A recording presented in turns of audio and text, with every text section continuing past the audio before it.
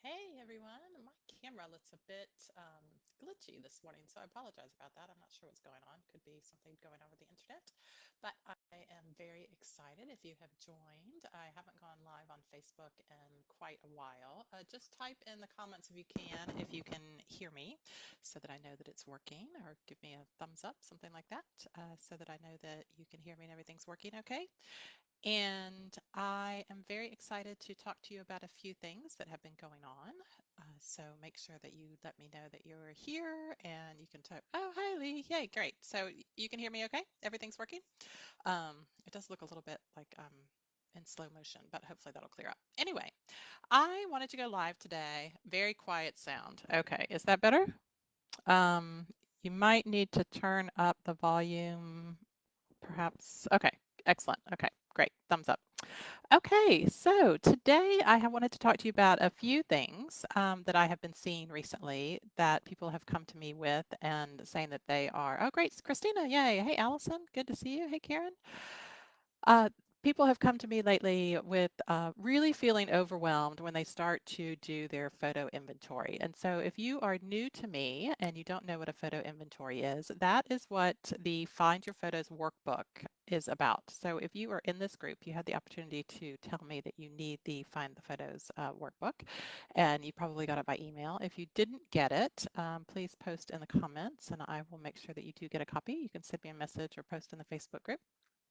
But basically, the first step in this whole entire process is that you have to find your photos. And I have been getting a lot of comments and emails that people are just feeling so overwhelmed when they start this process. And I know, and it's not very pleasant to feel overwhelmed. But the reason we do this process is that when you are organizing your photos, you're basically doing like a digital declutter, right? And so if you are a fan of like Marie Kondo, that's her name, right? She often advocates for you taking everything out of your closet if you're organizing your closet, taking everything out of there, spreading it across your bedroom, and then only putting back in what you actually want to keep. And so this is a very similar process. You need to get everything out in the open so that we can start to sift through it and then only put back into your master photo collection the things that you want. Now, there's special ways that we deal with duplicates and things like that because they do slip in.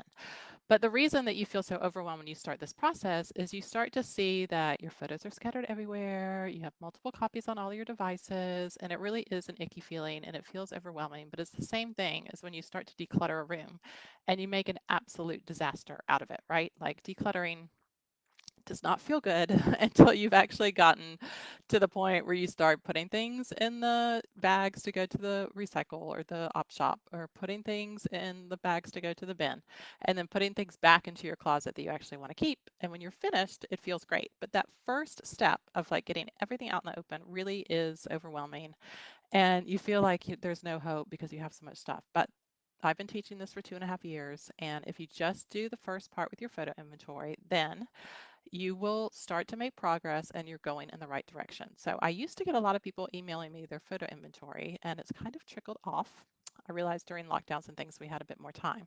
But I really encourage you to go back to that Find Your Photos workbook and start there and start making your list. It does not have to be super detailed. If you find some place that is completely overwhelming and you can't make heads or tails of what's going on, then just skip over it and come back to it later. Like, this is not supposed to be something that gives you anxiety, but this is supposed to be something that helps you and is a tool that we use in order to start down the process, because honestly, you can't organize what you can't find, right? So that's why that's so important. So I hope that makes you feel better. Send through whatever inventory you have. Please ask questions. I made a post this morning that if you are a student and you have purchased one of my classes, we have our live Zoom calls where you can show up live and actually talk to me, you know, face to face over screen, and share your screen and get your questions answered there. So make use of those if you are in the current workshop or one of the past workshops, because the only way to make progress is to do the work and ask questions. So I encourage you to do that. Now, I will be glad to, if anyone is here and they have questions, please type them in the chat. Facebook Lives are a bit different that I can't actually see you guys, but if you have questions, please type them there and I will be happy to answer them. There's a little bit of delay usually. Someone did submit a question to me while I'm waiting for your questions to come through earlier today about using Canva and what is Canva about. So Canva is the tool that I have grown to absolutely love in all parts of my life, but it is a website. It's canva.com, so it's Canva, and it actually was invented by an Australian woman who is rather young. I think she's under 40, but I'm not sure, but she's been working on this forever. And it was to make things like Photoshop and the really techie design software programs more accessible. And so it is a website. If you go to canva.com, you will find it. And it is brilliant. I make everything in there, everything for the memory curator. I make my kids' party invitations. My kids make their projects, videos, family videos, photo books, all of that.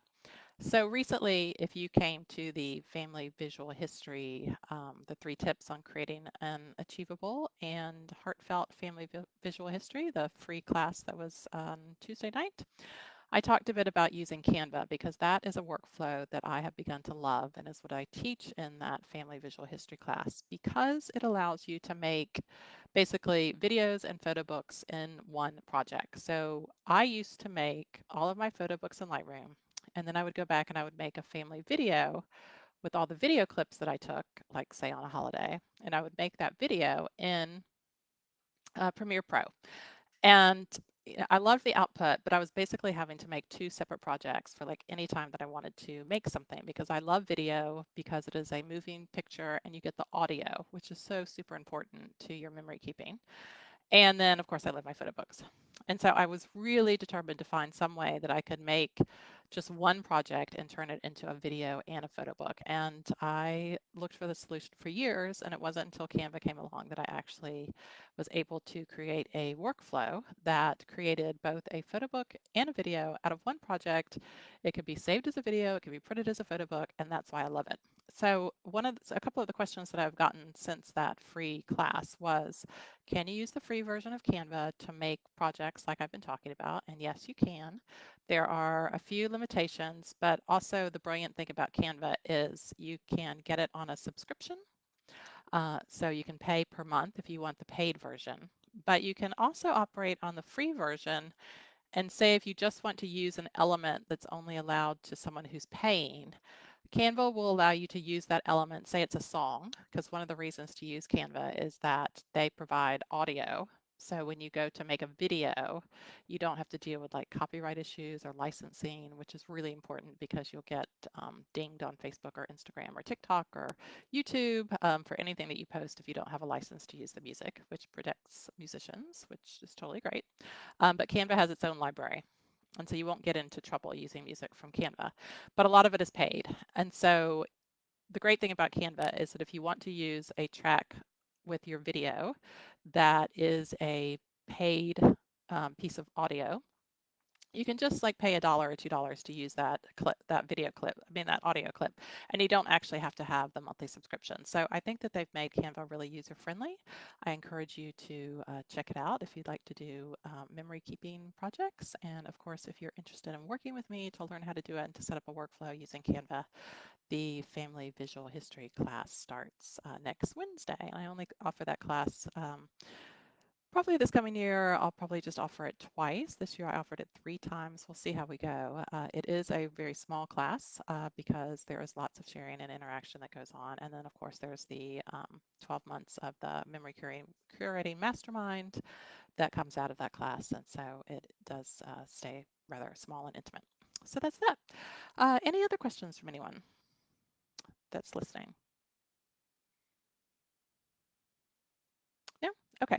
So the other question that someone sent me that couldn't be on the live is, what is the difference between the Pictures folder on your Mac and the Photos app on your Mac? And I will have to say, if you have been around for a while, it's not that I dislike the Mac system, but it does make it a bit more difficult to deal with your photos if you are not one of the people that buys into the whole Apple ecosystem of syncing your photos absolutely everywhere and letting Apple have control of your photo collection. So when we are making our photo inventory, we have both the Photos app that's on your Mac, which is the little, icon that says photos. And then you will have a folder called pictures also on your Mac, and it's usually in Finder over on the left-hand side. Now, someone today said that they couldn't find that folder, and Mac can hide folders from you. And so I think there's a little button that if anyone in here is on a Mac and has had this experience where folders get hidden, then let me know because I think you can hide and unhide folders. So sometimes maybe the pictures folder gets hidden, but the pictures folder is different. The pictures folder is where you would have purposefully put pictures that you did not put into your photos library. And the photos library is what is actually in the Photos app. So the way Apple works is if you take pictures on your iPhone and you're syncing with iCloud, the pictures on your phone go to iCloud. And then when you open the Photos app on your Mac, if you're syncing your photos back down to your Mac, the photos are brought down from the cloud and you can see all your photos in the Photos app. Now, why would you need a separate pictures folder? You may be thinking. It's because when you're bringing the photos back down to the Photos app, they are actually locked into a proprietary file that is called a photo library file that Apple has. So if you go to open the photo library file, it will automatically open the Photos app, and that's really the only way to access them. Now, I do have some tricks for getting into the library, sort of through a back door. But if you are just trying to get through your photos through the Photos app, you're constantly going to have to get to them through the app, which makes it difficult to use software like Lightroom and other organizing duplicate finder software and all of that because they can't read the photos library file that has trapped all your photos. So the process for getting all your photos into a master collection that you control and not Apple is basically to get your photos out of the Apple ecosystem. And there are many ways to do that. You can download them from iCloud. You can download them from um, your phone, you can export them from your photos library, and there's several different ways to do it, but they do have to come out of that proprietary file called the photos library. And what we would end up with doing is putting them on an external hard drive and organizing them all. And so when I talk about the pictures folder, so this is in the inventory instructions on the Mac, the pictures folder has photos in it if you've put them there that are not trapped in the photos library. So that's the difference. And I know it's very confusing. And if you have a Mac or you're working with Apple and you get confused, please email me because I have been learning about this for the past 2.5 years and I don't know everything, but I have learned a lot about Macs. I don't use one personally. I do have one, but I do use a PC, but I can help you with most questions when it comes to your Mac. So Lee has a question. Is this the same on a PC? The photos folder, iCloud plus a pictures folder. So yes, Lee, I'll have to look into that. If you are using the iCloud app for a PC, I don't think that they are trapped in a photos library, but I will have to look into that. But your pictures folder will be separate. Your pictures folder is something separate on your PC that you can get to from File Explorer. And quite frankly, PCs are much easier when it comes to building a master photo collection and dealing with your photos. Not that you can't use a Mac, but it is a bit simpler. Allison, there is also an old iPhoto which expired and has photos trapped. Okay, if you have that, so Allison, is this a case where that library, the iPhoto library, which is old, it's now called Photos, was never migrated and upgraded to your current catalog? Because I do have some tricks maybe to get into that. And if you're coming to one of the student Q&A calls where we can share your screen, and I can share my screen, then I can help you with that. Let's see. Hi, Christina. Yes, I know. Oh, yeah. Okay, correct. So if you're coming to one of the student calls, Allison, let's take a look at that because I can work through your screen and share my screen, and we can see if we can. Okay, cool. I'm just back from 6 weeks overseas and haven't done anything in Lightroom for the last 2 months. I have 3 questions, but maybe I should wait till Sunday. If not, here am I. I took a lot of photos on my phone. How do I sort them and put them in Lightroom too? My daughter has forwarded me all hers in WhatsApp. How do I put them in Lightroom? And at the meeting I organized overseas, one of the participants has sent me over. Okay, so this is probably applicable to a lot of people. Christina, I've forgotten, where do your photos go once they are on your phone? Are you backing up to the cloud anywhere? Or how do you normally get your photos off your phone? Because basically what we need to do is we need to download your photos from your phone and then get them into Lightroom. And the WhatsApp photos will usually come into your, oh, you've never done that. Okay, so when you've been organizing in Lightroom, I assume you took some of those photos with your phone, right? How did you get to them into Lightroom? Had you, um, or is this a new phone? Or, um, the short answer is basically the WhatsApp photos should go to your camera roll. That's what happens in most cases. And then um, if they, oh, your old laptop, so you haven't organized photos from your phone. Okay, do you have an iPhone?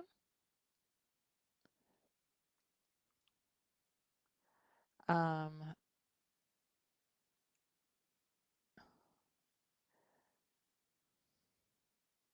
Android. Okay. So with your Android phone, that's a bit easier. If you can simply plug in your Android phone with like a USB cord to your computer, you should be able to open up your phone as a source. So just like an external hard drive. And then once you open up your phone, you'll see like folders within your phone, and one of them might be DCIM, or one of them might be photos or something like that. It just depends on what your system's called it. And if you open that up, you will see your photos, and you can basically copy them from your phone to like a new photo source folder, like I teach in the workshop, and then put them into Lightroom. And so you may see, oh, sorry, you're taking notes. Okay, so you basically just can plug your phone in and with a USB cord, and it should show up. You're on a PC probably. It should show up in your File Explorer as a separate source, like your external hard drive shows up. And then you would basically copy the photos. You'll find them in a folder. You'll basically copy the photos from there to like a new source folder, like we did in the workshop. That would be named phone photos. And then you would just bring them into Lightroom. Now, you'll want to check and see if you're on your phone, check and see that the WhatsApp photos have actually been saved to your um, photo gallery. You may end up with like a separate folder when you open up your phone that has like WhatsApp and things in there. This isn't how I access my phone photos, but it should. So your setup might be a little bit different when you plug your phone in. It's in terms of what you see. So you might just try this before. Well, they usually get saved to wherever all your photos are, the WhatsApp ones. So just open up your phone and see if in the gallery you can see the WhatsApp ones, because usually they'll just go into your camera roll, which some people find annoying because they get a lot of like spams type stuff or stuff they don't want through WhatsApp. But see if you can see them in your camera roll, and that's where they will show up if you plug your phone in. Now, the other thing is if you're not using a cloud service to back up your phone, is you might want to install Google Photos on your phone and automatically back up your photos to they're in just in my daughter's WhatsApp sending. Okay. Um, Yeah, let me just check my phone here because I have an Android phone. I have a Samsung phone. And when I open my gallery, I have a choice. Like I have a album in there that's called WhatsApp Images. Do you see that? And so when you plug your phone into your computer, you should be able to see the WhatsApp images that are saved there. You might have to open a couple of different folders. If you can't see them, the other thing you could do, which might be easier if you don't back up your photos anywhere is to back up your photos to Google Photos, which means you would download the Google Photo app to your phone, Christina, and then set it to back up your photos, and they'll go to Google Photos, and then you could download them from there if you want to do that. I think the last part of your question was um, if he sent you photos or someone has sent you photos to your Gmail account, does that mean they were all sent by email? Or did they send them through Google Drive or something? Um, okay, so if you're not finding the WhatsApp photos, he sent them to you by email. If you're not finding the WhatsApp photos in the WhatsApp area, then you might need to go and actually download those photos. So if you go to WhatsApp, the actual app, and you click on the messages where you have photos, I'm just going to do this on my phone so I'm telling you the right thing.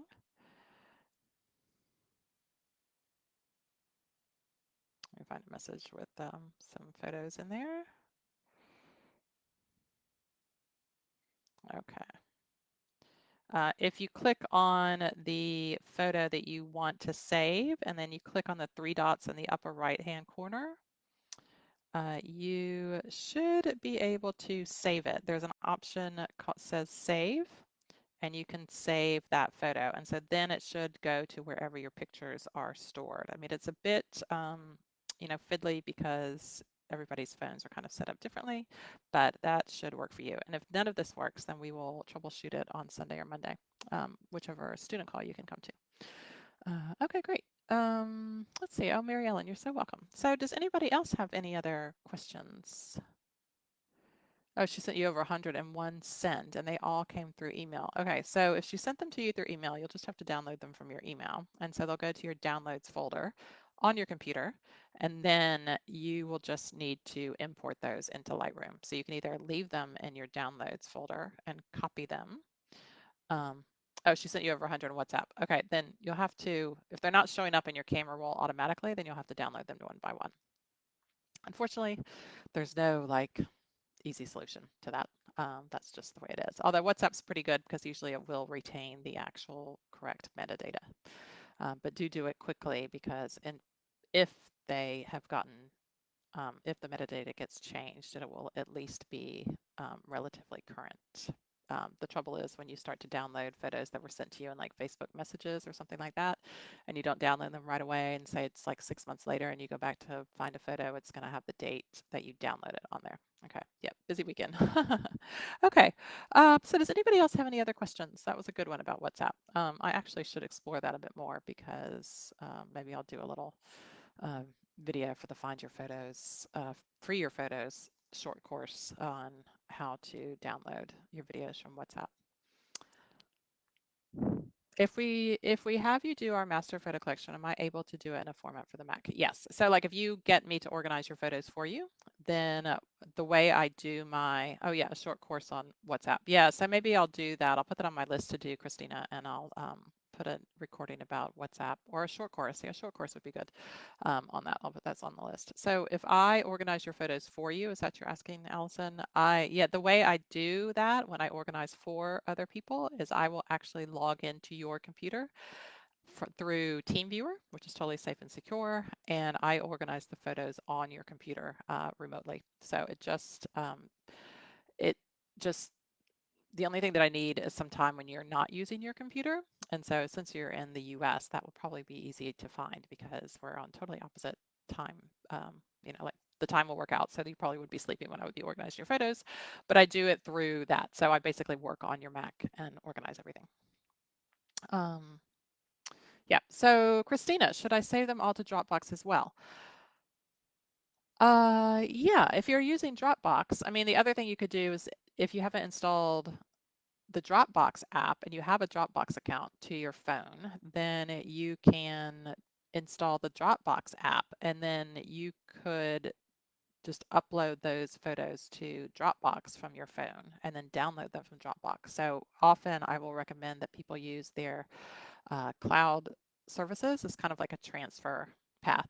So like if you need to get things off your phone and you want to get them backed up, you can upload them to Dropbox Okay, so but if you want to get your phone photos off of Dropbox, I mean, if you want to get your phone photos off your phone and onto your computer, one of the easy ways to do that is to install the Dropbox app on your phone and then upload those photos to Dropbox, and then you would have them in Dropbox, and then you can easily download them to your computer from Dropbox. Can I say from Gmail straight to Dropbox? That I do not know. I don't know if you could do that. A lot of times you can save things straight to Dropbox. You'll just have to see if that works. I don't know about that. All right. So any other questions, guys?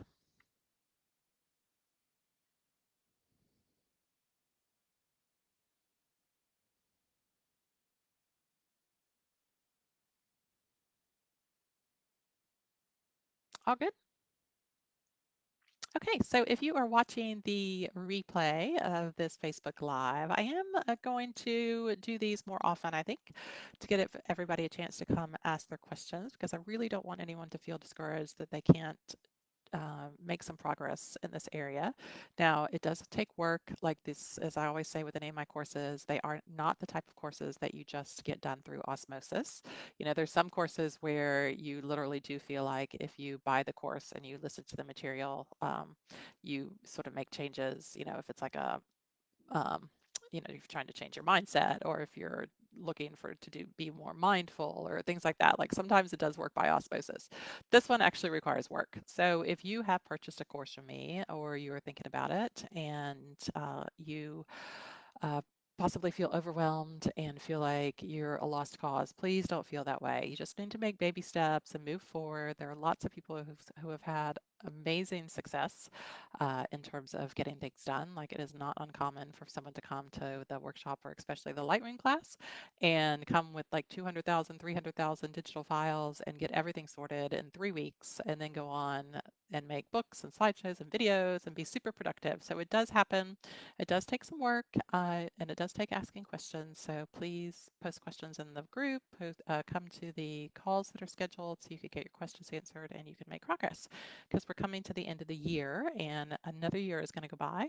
And I have had, I don't know if anyone listened to Anne, who has done excuse me, a beautiful testimonial that I was showing for a while during when I was doing the Lightroom class. And she had had organizing her photos on her to-do list for literally 31 years. And it wasn't until she started taking my classes that she actually got it done.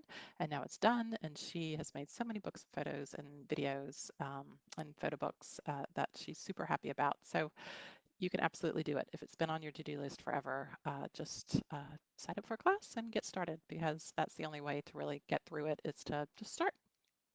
So let's see. Oh, don't be hesitant to restart with Lightroom. I know you've been away for 2 months, but like it, hopefully there's some muscle memory there and it'll just all come back to you. And oh, you're not a lost cause, Allison. Like I know you have totally made progress. You have not, you are not a lost cause, not at all. Like I know you have made progress. Yeah, but I know it can feel that way because it is totally overwhelming. Like we just have so much digital clutter these days. But know that you are not alone, as you can see from this live. And if you come to the live Zoom calls that are included with my classes, you will find that there are at least, 5, 10, 20 people who show up to those calls and they're just like you and they have just the same problems. And so it's a really great way to feel not alone. So with that, I will wrap it up and I will let you know when the next live is. And for those of you who are students, I hope to see you on one of the Zoom calls coming up on Sunday and Monday. And if you have any questions, please let me know. All right, guys. So have a great weekend and I will see you soon.